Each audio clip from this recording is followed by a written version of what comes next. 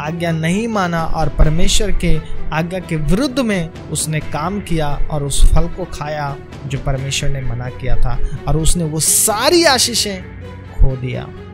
एक गलती भी हमें परमेश्वर के अनुग्रह से अलग कर सकता है।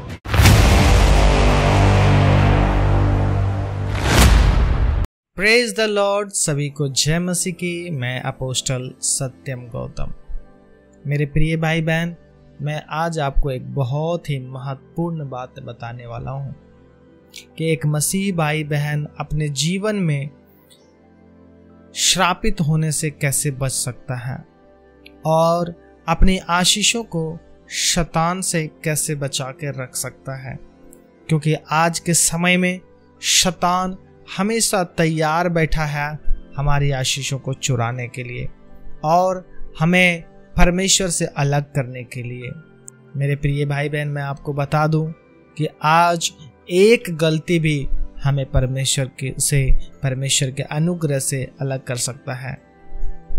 मेरे प्रिय भाई बहन, मैं आपको बता दूं, बाइबल इसके विषय में कहती है, व्यवस्था विवरण 28 अध्याय उसकी 15 आयत कहती है, परंतु यदि तू अपने परमेश्वर यहोवा की बात ना माने या ना सुने और उसकी सारी आज्ञाओं और विधियों के पालने में जो मैं आज सुनाता हूँ चौकसी नहीं करेगा, तो ये सब श्राप तुझ पर आ पड़ेंगे।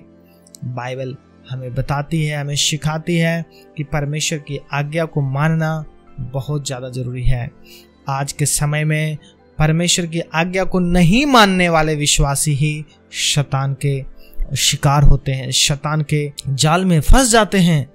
लेकिन जो भी लोग परमेश्वर की आज्ञाओं को मानते हैं, परमेश्वर उसे आशीषित करता है और उसके लिए नया मार्ग भी तैयार करता है। मेरे प्रिय भाई बहन, मैं आपको बता दूं, ये वचन हमें स्पष्ट रूप से बताती है कि हमें परमेश्वर की आज्ञा नहीं मानने का जो कीमत चुकाना पड़ेगा, वो हम श्रापित होंगे। और आप जानते हैं इस बात को कि जब आदम और हव्वा को अदन की वाटिका में उसे रखा गया था तो वो आशीषित था, वो ब्लेस्ड था, वो बिना खटे खा सकता था, बिना कुछ मेहनत किए वो उस वाटिका में रहकर वो अपना जीवन जी सकता था। लेकिन वो सब कुछ उसको त्यागना पड़ गया, बस एक कारण, आज्ञा नहीं मानने के कारण। आज्ञा नहीं माना और परमेश्वर के आज्ञा के विरुद्ध में उसने काम किया और उस फल को खाया जो परमेश्वर ने मना किया था, और उसने वो सारी आशीषें खो दिया। यानी कि हमें हर हालत में अपने जीवन से परमेश्वर की इच्छा को पूरा करना है। यीशु मसीह ने भी यही किया।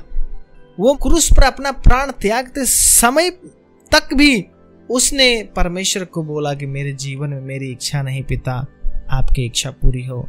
बात दोनों सेम है। एक मनुष्य के कारण जगत में पाप आया क्योंकि उसने परमेश्वर की आज्ञा को नहीं माना, और एक मनुष्य के कारण, परमेश्वर का बेटा, इकलौता बेटा के कारण मुक्ति आया, छुटकारा आया श्रापों से। हमारे यीशु मसीह के कारण, उसके लहू के कारण, उसके बलिदान के कारण हमें ये दोबारा मौका मिला है। जो आशीषें शैतान ने चुरा लिया था, वो आशीषें अगर हमें वापस मिली है तो वो प्रभु यीशु मसीह के कारण, उसके बलिदान के कारण। और ये आशीषें शैतान फिर से चुराना चाहता है। अगर आज आप इस बात को नहीं समझेंगे तो फिर आने वाले समय में आपकी एक गलती आपकी सारी आशीषों को खत्म कर सकता है।